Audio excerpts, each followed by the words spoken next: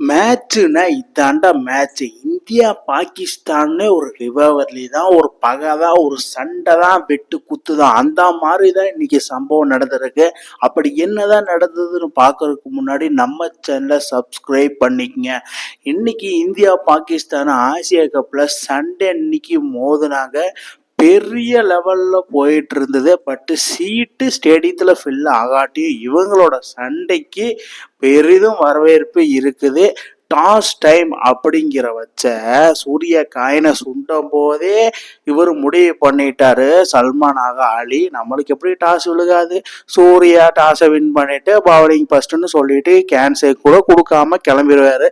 அதே மாதிரி தாங்க நடந்தது. ஃபர்ஸ்ட் குரூப் ஸ்டேஜில் சூர்யா என்ன பண்ணாரோ அதே மாதிரி இதுலேயும் வின் பண்ணி பவுல் ஃபர்ஸ்ட் சூஸ் பண்ணிட்டு ஹேண்ட் ஷேக்கும் கூட கொடுக்காம அவமானப்படுத்தி கிளம்பிட்டாப்ல. அந்த அவமானப்படுத்துறதுனால என்னமோ தெரியல, இன்னைக்கு Indian team Pakistan first batting பிடிச்சி நிறைய கேச்சஸ் விட்டுட்டு நிறைய கேச்சஸ் கொடுத்துட்டு இருந்தாங்க. அதில் பார்த்தீங்கன்னா நம்ம ஆளுங்க தத்தினால தத்தி 1 நம்பர் தத்தி T3 பில்டிங் கோச்சு ஒரு சைடாக உட்காந்துட்டு உங்களை எல்லாம் வச்சுட்டு ஒன்றுமே பண்ண முடியாது. அபிஷேக் சர்மா 2 கேட்சை விட்றாப்புல, அதே மாதிரி குல்தீப் யாதவ் ஒரு கேட்சஸ் விட்றான், நம்ம சுப்மன் கில் வைஸ் கேப்டன் அவனும் ஒரு கேட்ச் விட்றான். அந்த விட்டதுனால என்னமோ தெரில, சர்பஸா பர்கானு 45 பாலுக்கு 58 ரன் அடிச்சு வேற மாதிரியா சம்பவம் பண்ணிட்டு இருந்தா. எனக்கே சாக்கு.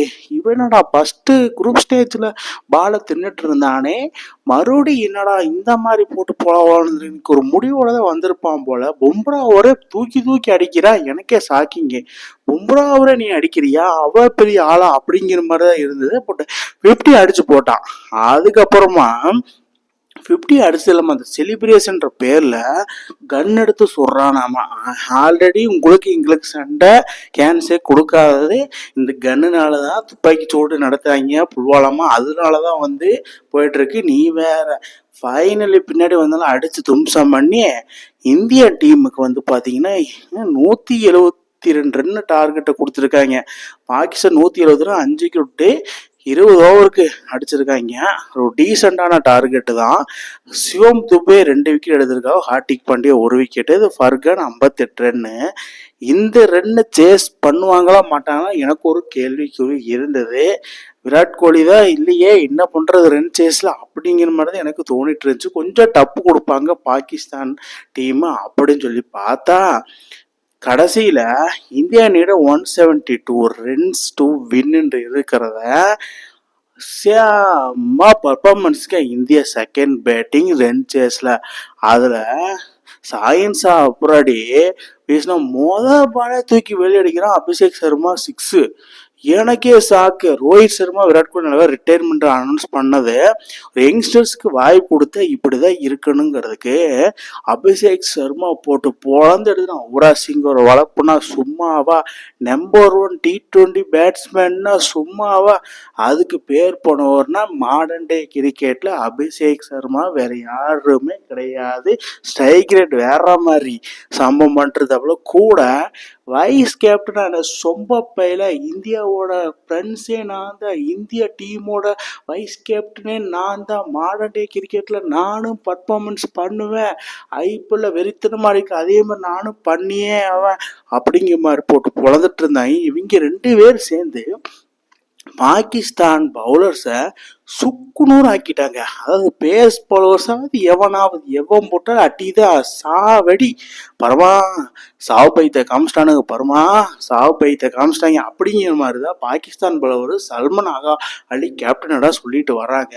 இவங்க 2 பேர் நிறுத்தின பாடே கிடையாது.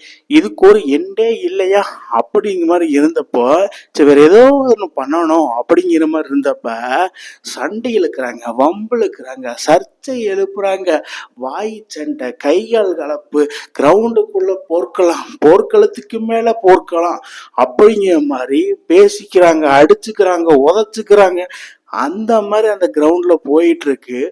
அபிஷேக் சர்மா ஒரு யங்ஸ்டர்ஸ் மட்டும் இல்லாம ஒரு கேங்ஸ்டரு, பஞ்சாபி பாஷையில பேசிக்கிறாங்க. இவரும் பஞ்சாப் அவரும் பஞ்சாப் பின்னாடியும் பஞ்சாப் சுப்மன் கில் எல்லாருமே போட்டு சண்டைகள் விவாதங்கள் அப்படி சண்டை போட்டதுனால நம்ம அபிஷேகம் வெறித்தனமா 24 பாலுக்கு 52 அடிச்சு இங்க நான் தான் அப்படிங்கிற மாதிரி போட்டு பொழந்து எடுத்துட்டு இருக்காப்புல. இங்க நான் வச்சதான் சட்டம் அப்படிங்கிற மாதிரி வச்சு செய்ன்னு செஞ்சுட்டாப்புல. என்னமா ஒரு அடி! இந்த மாதிரி அடிதாங்க இந்தியன் ஓப்பனர்ஸ்க்கு வேணும்.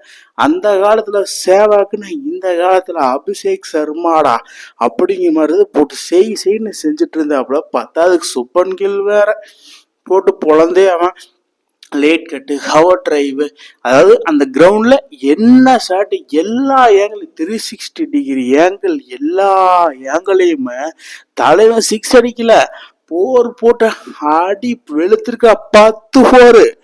எனக்கே சாக்கு.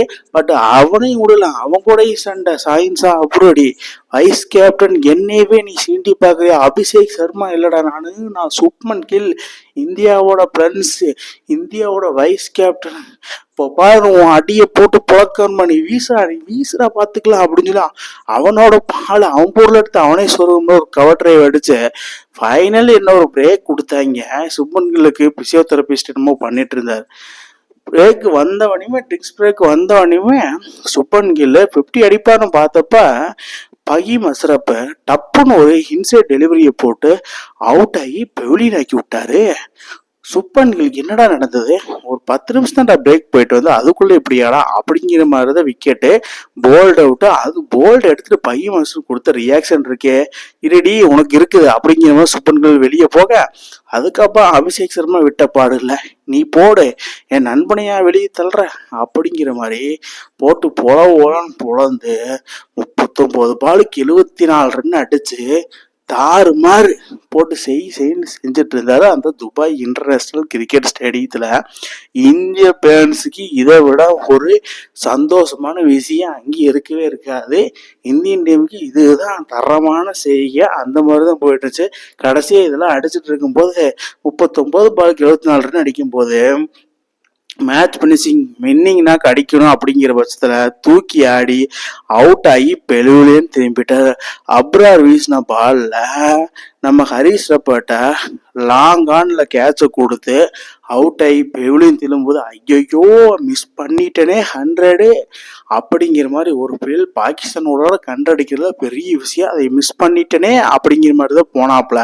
இதுதான் 7th 50 அடிச்சு இங்க நான் தான் ஓப்பனருக்கு பாகிஸ்தானும் பயம் இல்லை, ஆஸ்திரேலியாவும் பயம் இல்லை, இங்கிலாந்து அதாவது இந்த வேல்ல எவனா இருந்தாலும் சேர்றான், நான் செய்வேன்டா செஞ்சே அவன் அப்படிங்கிற மாதிரிதான் ஒரு தரமான நாய்க்கு அதாவது சவுட்டி கலையும் அந்த மாதிரி கேரளாவில் சொல்லுவாங்க. வச்சு செய்ன்னு செஞ்சிருக்கிறான் பையன். இந்தியாவோட நம்பர் 1 T20 பேட்ஸ்மேன் சும்மாவோ, வேர்ல்டுலேயே நம்பர் 1 T20 பேட்ஸ்மேன் சும்மா. ஒரு ஃபைனல் எல்லாம் வந்தாங்க போனாங்க எல்லாம் போக ஃபைனல் திலக் வர்மா 17 பாலுக்கு 30 ரன் அடிச்சு princess of style Hardik Pandya அந்த இடத்துல ஓரத்தில் நிக்க வச்சு நீங்க நில்லுங்க நான் அடிச்சு முடிச்சு தரேன் அப்படிங்கிற மாதிரி ஹார்திக் பாண்டியா நிக்க வச்சு ஃபியூச்சர் ஸ்டார் கம்மிங் ஆன் அப்படிங்கிற மாதிரி வச்சு செய்ன்னு செஞ்சுட்டா. அப்படி இடையில சூர்யா டக் அவுட்டு, அவன் எதுக்கு இருக்கானே தெரியல, கேப்டனா சொல்லிட்டு தெரியல. பேசாம சூர்யாவை தூக்கிட்டு திலக் வர்மா நம்பர் 3 ஆட வைக்கலாம். Tilak Varma finishes of style, அதாவது தோனி மாதிரி பினிஷ் பண்ணிட்டு போயிட்டாப்ல. ஃபைனலி இந்தியா வின் பண்ணிட்டாங்க 6 விக்கெட் வித்தியாசத்துல. அதாவது பாகிஸ்தான் ஃபைனல் வருவாங்களான்னு நம்ம தெரியல, வந்தா இன்னும் நல்லா இருக்கும். ரிவர்லி இந்தியா இந்த மாதிரி அசுத்தமா ஆடி வின் பண்ணதா நீங்க எப்படி பாக்குறீங்க? கீழே கமெண்ட் பாக்ஸ்ல கமெண்ட் பண்ணுங்க. கிரிக்கெட் வீடியோவை தெரிஞ்சுக்க நம்ம சேனலை சப்ஸ்கிரைப் பண்ணுங்க, லைக் அண்ட் கமெண்ட் பண்ணுங்க. மேலும் மேலும் உங்களுக்கு வீடியோ வந்துட்டே இருக்கும்.